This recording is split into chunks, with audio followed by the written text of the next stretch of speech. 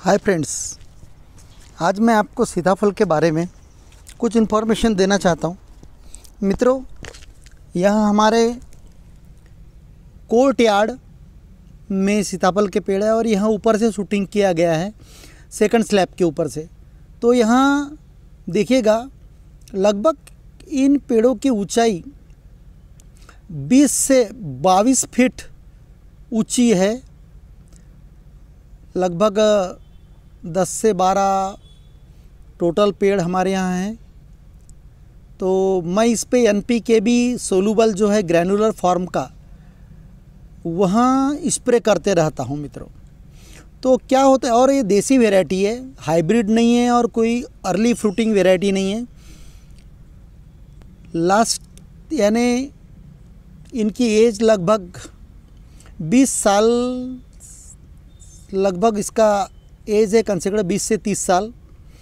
यहाँ देखिएगा, अभी करंट बिल्कुल अभी पेड़ से मैंने जस्ट तोड़ा है सीताफल, जस्ट एंट्री मारने के बाद में।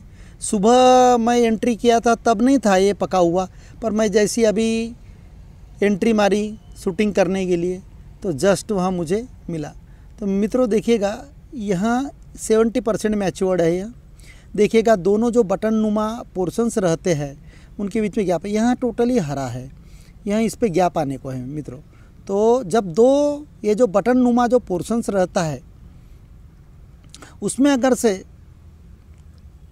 गैप आ गई है समझो, और चॉकलेटी कलर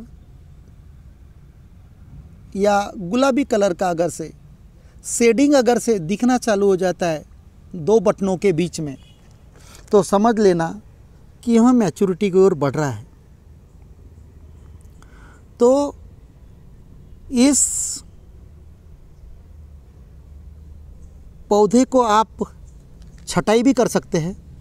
छटाई करने के बाद में जैसे 4 फीट के ऊपर से आप छटाई करते हैं तो न्यू ब्रांचेस को जो फ्लावरिंग लगता है और फ्रूटिंग लगता है वहाँ बहुत जानदार होता है और फ्रूट का क्वालिटी अपग्रेड हो जाता है, यानी साइज़ बहुत अच्छा होता है अगर से आपने छटिंग की तो 4 फीट के ऊपर से जो न्यू ब्रांच।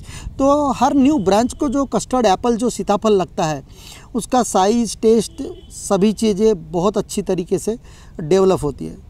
तो मित्रों, सीताफल का पौधा जो है उस पर आप अगर से सॉइल में अगर से ज़मीन में अगर से फर्टिलाइज़र डालते हैं तो वहाँ फर्टिलाइज़र कोई भी बड़े पेड़ को हो, फर्टिलाइज़र जब आप डालते हैं अपन पौधे के आसपास क्यारियाँ खोदते हैं जो 2 से 3 फीट डिस्टेंस रिंग में गोलाई में जो सॉइल रहती है वो निकाल लेते हैं आधा फीट, और उसमें कंपोस्ट और सुपर फॉस्फेट यूरिया जो भी हम देते हैं वह 100% उस पौधे को नहीं मिल पाता। मैं इस सीताफल के ही पेड़ की बात नहीं कर रहा हूँ। आप जो भी पौधे जो बड़े पेड़ होते हैं जो बहुवार्षिक जिसे कहते हैं, तो पेरेनियल, तो इनमें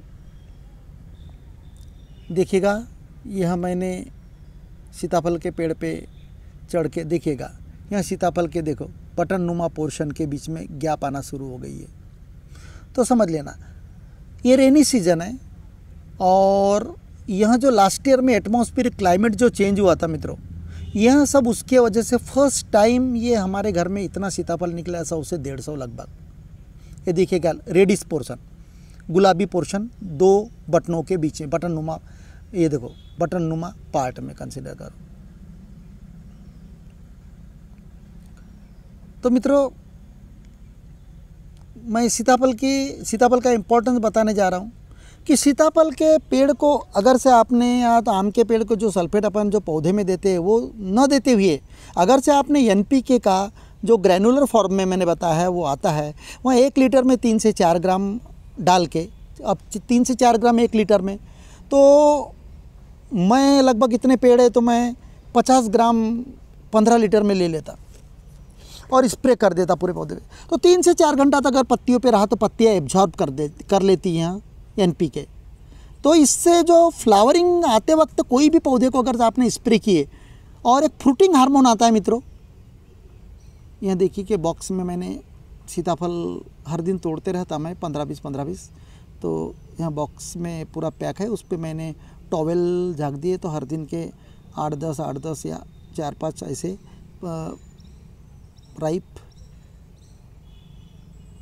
कस्टर्ड एप्पल निकलता है। देखिए वो लाल कलर की क्रैक है, यानी लाल कलर का पोर्शन, और जो यहाँ पोर्शन जो है ढेटी का वहाँ प्लेन हो जाता है, गड्ढा नुमा नहीं होता। ये इसकी मैच्योरिटी की पहचान है। ये देखिएगा रेडिश पोर्शन, ये रेडिश पोर्शन। तो मित्रों इस रेनी सीजन में क्या हो गया लास्ट ईयर, जो फ्रिक्वेंटली यानी 15-15 दिन में जनवरी के बाद पानी आ गया और उस वजह से क्या हो गया, ये फ्रूटिंग पकड़ ली। वैसे जनरली हर ईयर में सीताफल को फरवरी से फ्लावरिंग आ जाती है, लेकिन यहाँ फ्रूटिंग भी होती है, लेकिन वहाँ मई और जून में इतना हाई टेम्परेचर होता है, यहाँ डिटैच हो जाता है, सूख जाता है पूरा टोटली फ्रूट, और फिर जो जून में जो फ्लावरिंग जो रहता है उसे फ्रूटिंग पकड़ता है, तो वहाँ अक्टूबर नवंबर में मैच्योर्ड हो जाता है। लेकिन अक्टूबर नवंबर में मैच्योरिटी जो होती है तो इस प्रकार नहीं होती, इससे भी ज़बरदस्त जो है, जो दो बटनों के बीच का पोर्शन ज़्यादा यानी उला हुआ रहता है, गैप ज़्यादा पड़ती है,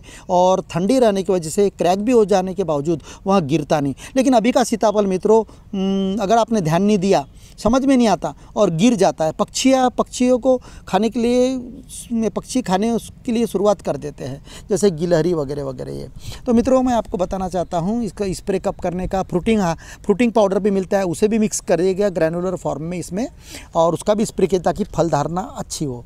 तो अब इसका इम्पोर्टेंस बताना चाहूँगा कि आपको बताना चाहता हूँ, यह पौधा सीताफल का ऐसा है कि इसे बंदर भी नहीं खाता, जानवर भी नहीं खाते इसके पत्ते, इसलिए यहाँ जो पेड़ है आप अपने घर में लगाइए, ताकि इसे देखने की कोई गरज नहीं, केयर करने की गरज नहीं है, सिर्फ इंसान किसी और दूसरे के पक्षी खाते हैं बस, बंदर वंदर का कोई प्रॉब्लम नहीं है। तो मित्रों दूसरी चीज़, इसका जो अर्क है सीताफल के पत्तों का और बीजों का, इसको अगर उबाल लिए क्रश करके, तो इसको उबालने के बाद में आप इसका काढ़ा कनेर की पत्ती के साथ में उबाल कर अगर से काढ़ा, अगर से नीम की पत्ती भी मिक्स करके अगर से करते हैं, तो यह बेस्ट इंसेक्टिसाइड का काम करता है। आपने लौकी, टमाटर, ब्रिंजल इन पे स्प्रे कीजिएगा, साइड इफ़ेक्ट नहीं है इसमें, फल्ली वगैरह पे इस पर इफ़ेक्ट, साइड इफ़ेक्ट नहीं है।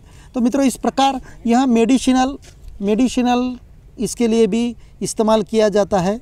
तो बहुत बहुउपयोगी यह पौधा है, तो इसका स्प्रे भी अपन बना सकते हैं। और इसकी बीजी जो है मित्रों, वहाँ बीजी एक पूरी बीजी आपने भून ली समझो ओवन वगैरह में, यानी अंगार में डालने का, भूज लेने का। अगर भूज के अगर से हर दिन आप एक बीजे का अगर से पाउडर अगर से आप खाते हैं, तो आपको यहाँ मुरियात पे यहाँ सर्तिया इलाज है इसका मित्रों, इसका वीडियो मैं बाद में डालूँगा।